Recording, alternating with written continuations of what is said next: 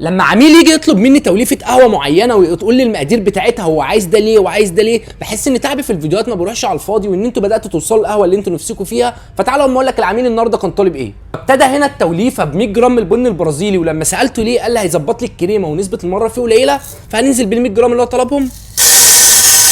بعدها بقى طلب 75 جرام من البن الاندونيسي، ولما سالته ليه قال لي هيديني الطعم المصري بتاعي وفي نفس الوقت هيظبط لي الوش بتاع القهوه، فهنزل ب 75 جرام. بعدها راح خد 50 جرام من البن الكولومبي، ولما سالته ليه قال لي ان هو بيحب مزازه الكولومبي في القهوه، بقى هننزل بال 50 جرام الكولومبي بيدي مزازه مختلفه في القهوه.